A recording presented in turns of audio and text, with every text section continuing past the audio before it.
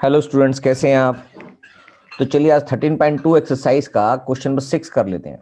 A solid iron pole consist of a cylinder of height 220 centimetre and base diameter 24 centimetre which is surmounted by another cylinder of height 60 centimeter and radius 6 centimeter. Find the mass of the pole given that 1 centimeter cube of iron has approximately 8 gram mass. यानी कि आपको basically mass of the पोल निकालना है, क्योंकि जो उसने volume जिस volume है यानी कि 1 सेंटीमीटर क्यूब का जो वॉल्यूम है वहां पर उसका जो वेट है बेसिकली मास है वो 8 ग्राम होगा। तो आप उस टोटल पोल का जो बेसिकली स्टील आयरन का जो आयरन सॉलिड का जो पोल बनाया हुआ है उस पोल को टोटल मास आपने निकालना है। तो दो पोल इंक्लूड है उसमें, एक छोटा है और एक बड़ा है। तो अगर आप उसकी फिगर बनाएंगे तो वो इस तरह से दिखाई देगा। यानी कि एक आयरन पोल है, जो बड़ा वाला सिलेंडर है वो 220 सेंटीमीटर उसकी लेंथ है और 24 सेंटीमीटर उसका डायमीटर है, राइट। और उसके साथ जो छोटा पोल अटैच्ड है उसकी 60 सेंटीमीटर उसकी हाइट है और उसका जो रेडियस है वो 8 सेंटीमीटर, इसका मतलब डायमीटर उसका 16 सेंटीमीटर हो गया और जो इसका रेडियस है यानी कि रेडियस इसका 8 सेंटीमीटर हो गया। ये बात क्लियर है। और यहाँ पर इसका जो रेडियस है वो 12 सेंटीमीटर हो गया, करेक्ट। तो बस दोनों जो सिलेंडर है उन दोनों का अगर मैं वॉल्यूम जोड़ दूं तो टोटल वॉल्यूम आ जाएगा और उस वॉल्यूम से उसको मल्टीप्लाई कर दूंगा 8 ग्राम से, तो उसका टोटल मास आ जाएगा। बस इस तरह से ही करना है। तो हम मान लेते हैं ऐसा हाइट, अगर हम लार्ज सिलेंडर की बात करें, लार्ज सिलेंडर के अंदर हाइट जो है उसको हम कैपिटल एच से डिनोट कर लेते हैं। यहां पर वो है 220 सेंटीमीटर और जो इसका रेडियस है लार्ज सिलेंडर में उसको हम कैपिटल आर से डिनोट कर लेते हैं, जो बन जाएगा 12 सेंटीमीटर, राइट। ऐसे ही जो स्मॉल सिलेंडर है उसके अंदर आपकी जो हाइट है उसको हम स्मॉल एस से डिनोट कर लेते हैं और वो दिखाई दे रहा है 60 सेंटीमीटर। ऐसी उसका जो रेडियस है उसको हम स्मॉल आर से डिनोट कर लेते हैं, जो ऑलरेडी दिखाई दे रहा है 8 सेंटीमीटर, क्वेश्चन में गिवन है, राइट। तो बस अब टोटल वॉल्यूम निकालने वाली बात है। तो टोटल वॉल्यूम ऑफ सॉलिड पोल इन दोनों के वॉल्यूम को मिलाकर होगा। तो वॉल्यूम ऑफ लार्जर यानी कि big cylinder plus volume of small cylinder, right. तो volume of big cylinder pi r square h capital में आएगा और स्मॉल सिलेंडर में पाई स्मॉल में पाई आर स्क्वायर एच आएगा। तो इन दोनों में से कॉमन कुछ भी नहीं निकाला जा सकता, ज़्यादा से ज़्यादा पाई निकाला जा सकता है, तो इसलिए हम उसको अलग से ही सॉल्व कर देते हैं। तो ये आ जाएगा पाई आर की वैल्यू, बड़े वाले आर की वैल्यू है 12, तो 12 स्क्वायर और एच है उसका 220 प्लस में पाई आर की वैल्यू है वहां पर 8 स्क्वायर मल्टीप्लाई बाय एच है उसका 60। फर्दर सॉल्व करेंगे तो 144 मल्टीप्लाई बाय 220 पाई प्लस में 64 मल्टीप्लाई बाय में 60 पाई।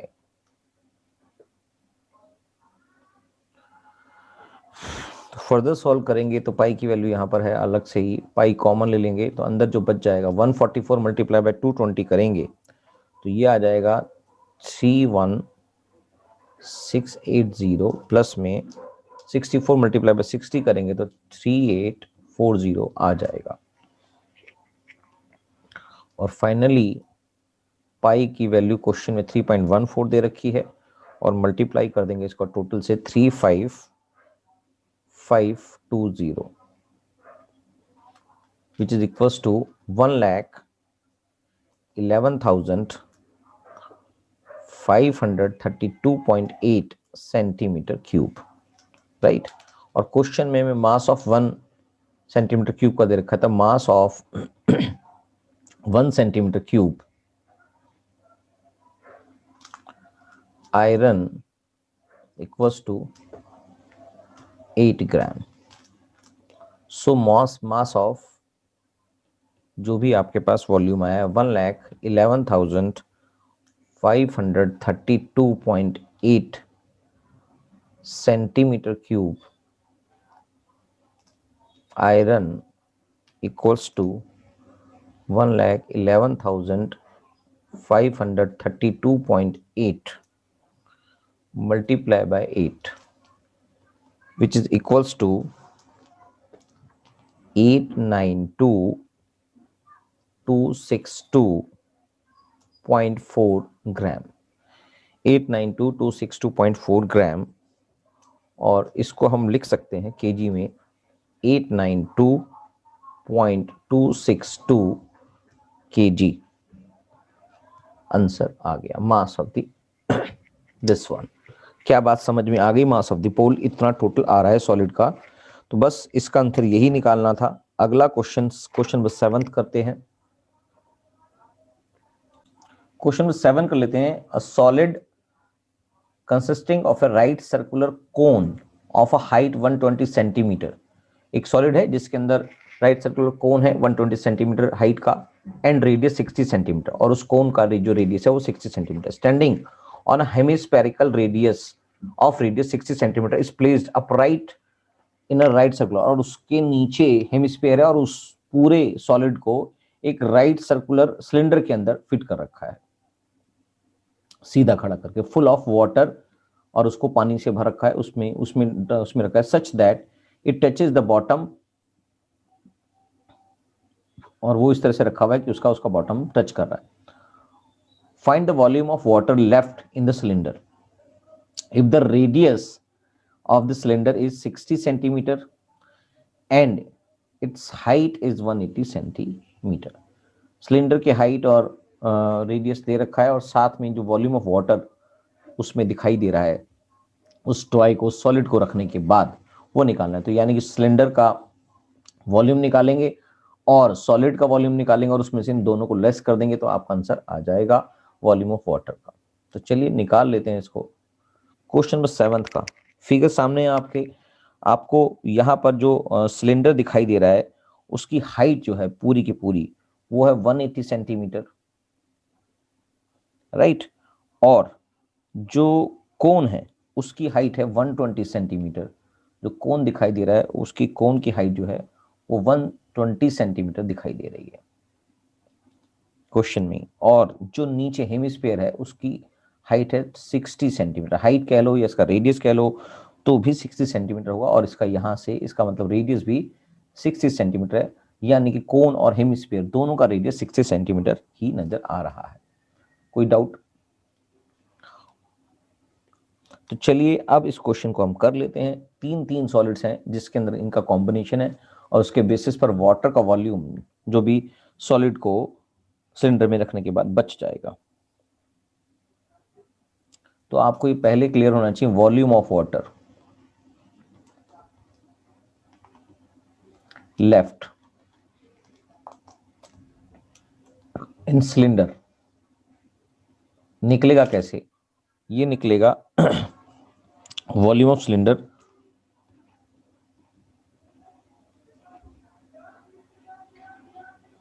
में से माइनस कर देंगे वॉल्यूम ऑफ सॉलिड जो हमने रखा है। वॉल्यूम ऑफ सॉलिड जो अंदर वाला पार्ट है उसको माइनस कर देंगे तो volume of water left in the cylinder आ जाएगा। तो अगर हम यहां पर अलग अलग पार्ट को मानेंगे, हाइट ऑफ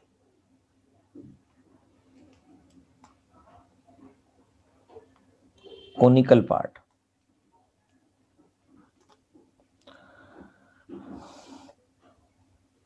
इसको अगर मैं कोनिकल पार्ट को H1 मान लेता हूं तो ये आ गया 120 सेंटीमीटर, राइट। और हाइट ऑफ हेमिस्फीयर,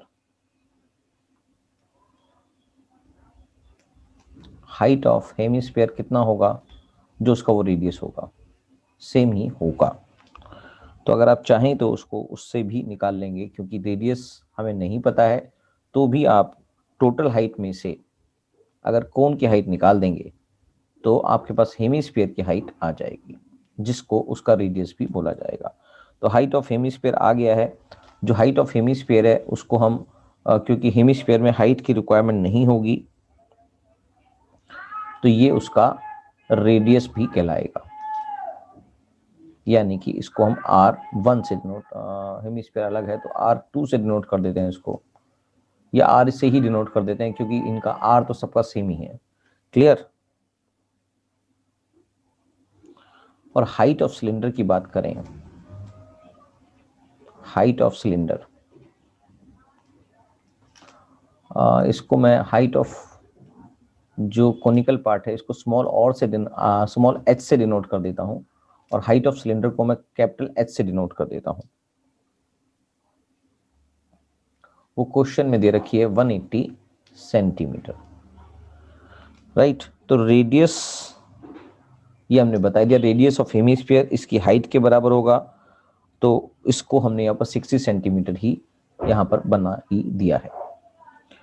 तो अब वॉल्यूम ऑफ वाटर लेफ्ट, ऊपर मैंने इसका बेसिक बात समझा दी थी कि वॉल्यूम ऑफ वाटर लेफ्ट कितना बचेगा। तो वॉल्यूम ऑफ वाटर लेफ्ट के लिए आपको वॉल्यूम ऑफ सिलेंडर निकालना पड़ेगा, और वॉल्यूम ऑफ सिलेंडर होता है पाई R स्क्वायर H। R सभी का सेम है तो मैं इसको सिर्फ R ही रख रहा हूँ, और H अलग अलग है, सिलेंडर का H मैंने कैपिटल H माना है। प्लस माइनस में आप करेंगे वॉल्यूम ऑफ सॉलिड। तो वॉल्यूम ऑफ सॉलिड दो कॉम्बिनेशन से बना है, तो volume of hemisphere, volume of hemisphere plus में वॉल्यूम ऑफ कोन, इन दोनों से वॉल्यूम ऑफ सॉलिड दिखाई दे रहा है। तो इसको फर्दर सॉल्व करूंगा तो यह आ जाएगा पाई R स्क्वायर H माइनस में वॉल्यूम ऑफ हेमिस्फीयर होता है 2/3 पाई R क्यूब, प्लस में वॉल्यूम ऑफ कोन होता है 1/3 पाई R square H।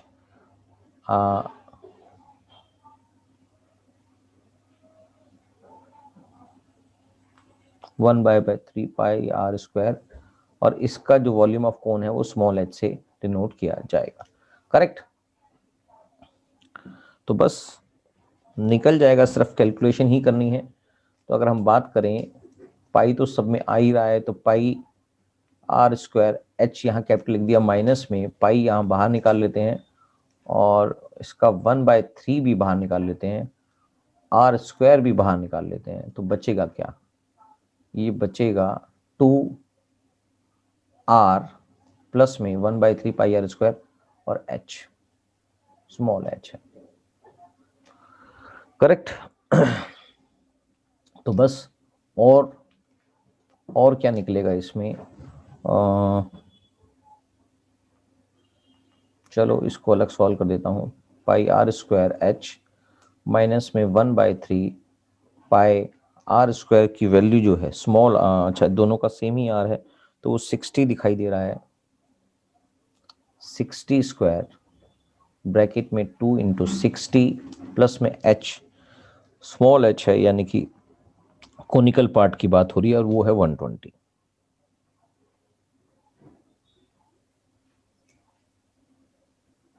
Correct. Further solve करते हैं।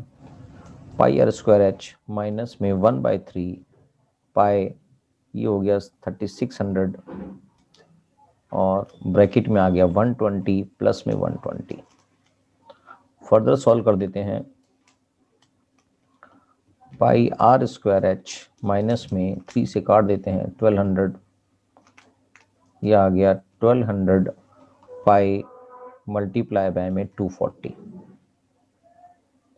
इसको भी सॉल्व कर देता हूँ।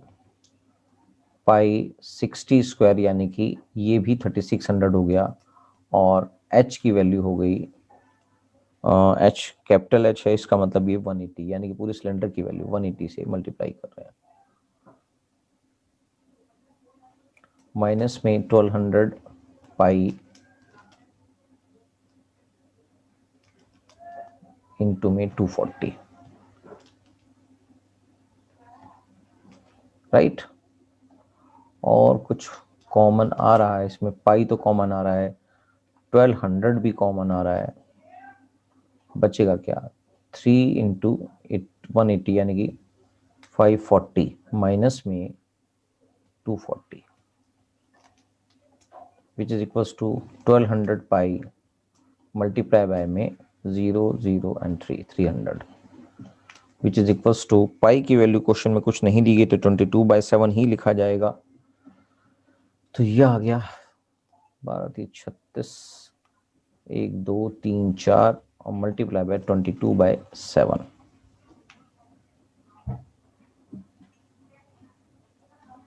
करेक्ट। इसको सॉल्व कर देते हैं तो ये आ जाएगा 792 1 2 3 4 डिवाइडेड बाय 7, और इसको फिर डिवाइड करेंगे तो फाइनली इसकी वैल्यू जो आ जाएगी वो आएगी 11,31428.57 सेंटीमीटर क्यूब। और हमें पता है 1 centimetre 1 metre cube equals to 1 2 3 3 pairs of centimetre cube हो जाएगा। तो इसकी वजह से ये हमें पता होना चाहिए। ये कैसे निकलेगा मैं समझा देता हूँ।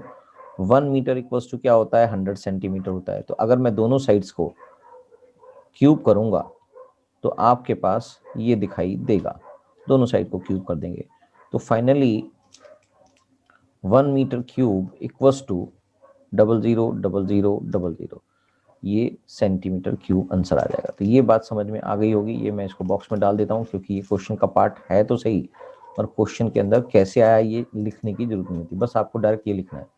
क्या बात समझ में आ गई? तो इसका मतलब इसका आंसर अगर मैं मीटर क्यूब में निकालना चाहूं तो मुझे इसको 6 टाइम्स ऑफ 0 से डिवाइड करना पड़ेगा। तो 11,31428.57 डिवाइडेड बाय 246 मीटर क्यूब, ये इसका आंसर आना चाहिए। करेक्ट। फाइनली 6 टाइम्स इसको इधर ले आएंगे, 1 2 3 4 5 6, तो आंसर आएगा 1.13142857 मीटर क्यूब। शॉर्ट में लिखना चाहें तो 1.1314 metre cube approx is the answer. तो यानी कि वॉल्यूम ऑफ दिस, यानी कि जो हमारे पास वाटर है उसका वॉल्यूम आएगा 1.1314 मीटर क्यूब, जो सॉलिड रखने के बाद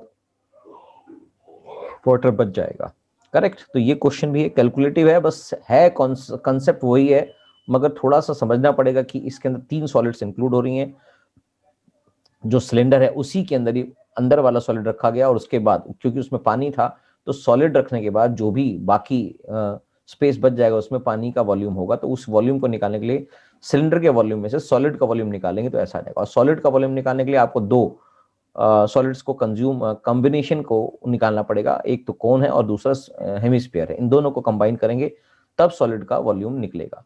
उसके बाद उसको सिलेंडर के वॉल्यूम में से माइनस कर देंगे तो इस तरह से आंसर आ जाएगा और कंप्लीट हो जाएगा। करेक्ट। क्वेश्चन नंबर 7 भी कंप्लीट है। क्वेश्चन नंबर 8 भी कर देते हैं। तो चलिए क्वेश्चन नंबर 8 देख लेते हैं। A spherical glass vessel has a cylindrical neck 8 centimetre long and 2 centimetre in diameter, यानी कि एक स्फेरिकल ग्लास है जिसका एक नेक है बेसिकली सिलिंड्रिकल शेप में, जो 8 सेंटीमीटर लॉन्ग है सिलिंड्रिकल पार्ट और 2 सेंटीमीटर उसका डायमीटर है। The diameter of the spherical part is 8.5 centimetre, और उसका जो स्फेरिकल शेप का डायमीटर है वो 8.5 सेंटीमीटर है। By measuring the amount of water it holds, a child finds its volume to be 345 centimetre cube.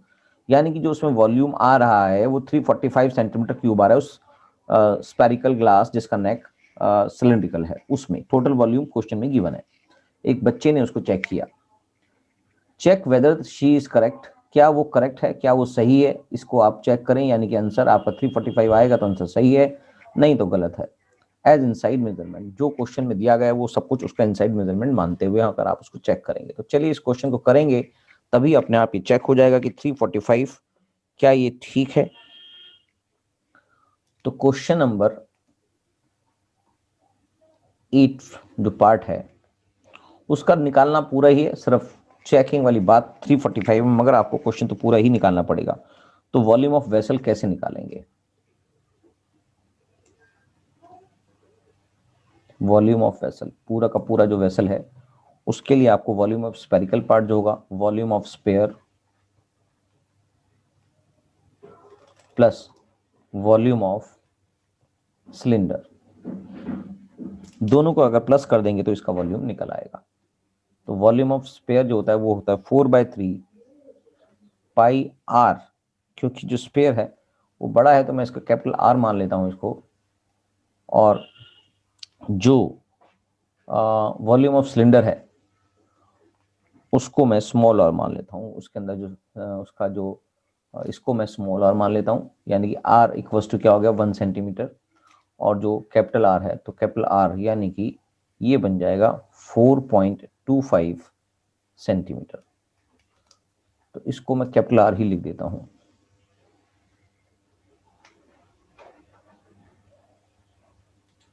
तो 4/3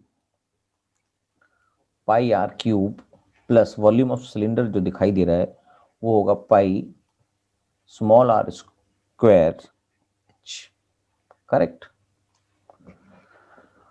तो बस इससे निकल आएगा इसका वॉल्यूम। तो आंसर चेक कर लेंगे कि क्या उसका आंसर उस बच्चे की मेजरमेंट से चेक हो रहा है या नहीं हो रहा। पाई आर की जो वैल्यू है कैपिटल आर जो है वो है 4.25, तो 4.25 क्यूब प्लस में पाई आर की वैल्यू, यहाँ पर स्मॉल आर की वैल्यू 1 ही है, और एच जो है वो है 8 इंटू में 8, करेक्ट।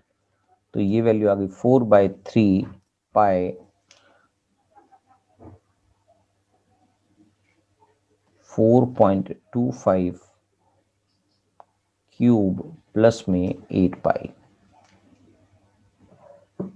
पाई की वैल्यू यहाँ पर 3.14 दे रखी है, इसलिए इसको बाहर ही निकाल लेते हैं। तो ये आ जाएगा 4/3 इंटू में 4.25 मल्टीप्लाई बाय 4.25 मल्टीप्लाई बाय 4.25, जो बनेगा वो बनेगा 16 16 64 63, यानी कि करीब 76.765625 इसकी वैल्यू आ रही है, और प्लस में आपने 8 प्लस करना है क्योंकि पाई बाहर कॉमन आ चुका है। तो पाई की वैल्यू निकालने से पहले इसको मल्टीप्लाई कर लेते हैं, जो आ जाएगा 307.0625 प्लस में अगर एलसीएम ले लिया है तो हमारे पास 24 आ जाएगा, डिवाइडेड बाय 3 हमने इसको इस तरह से करना पड़ेगा, करेक्ट। तो अब इसको 3.14 से मल्टीप्लाई कर देते हैं, 307.0625, अच्छा इसको प्लस भी करना है, इसको प्लस करना पड़ेगा 3.14 मल्टीप्लाई बाय 331.0625 डिवाइडेड बाय 3,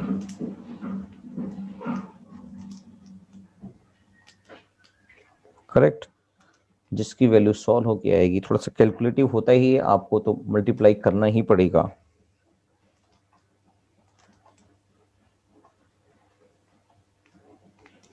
$1039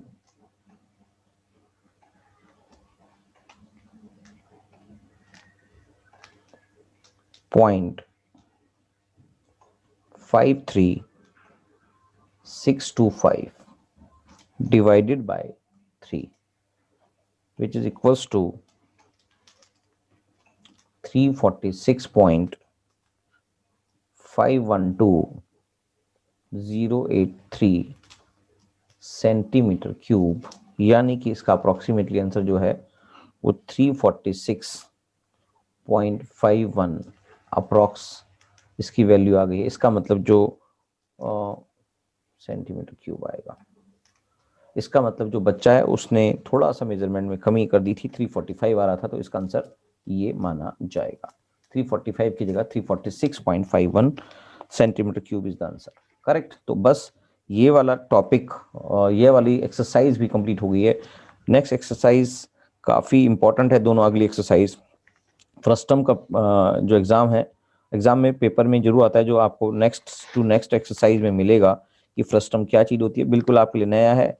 बाकी सब चीज़ें, सिलेंड्रिकल पार्ट, स्पेरिकल पार्ट, ये तो सब आपने क्लास 9th में भी पढ़ा था, मगर जो फर्स्ट टर्म का पार्ट है वो अभी आपने नहीं पढ़ा है। वो कैसे निकलता है अगले से अगली एक्सरसाइज में आपको पता चलेगा। चलिए बस एक्सरसाइज कंप्लीट कर लीजिए। एक्सरसाइज करने के लिए आपको पता है कि कैलकुलेशन आपके स्ट्रांग होनी चाहिए, कैलकुलेशन अगर स्ट्रांग नहीं है तो गलतियां हो जाएंगी। चलिए, थैंक यू वेरी मच।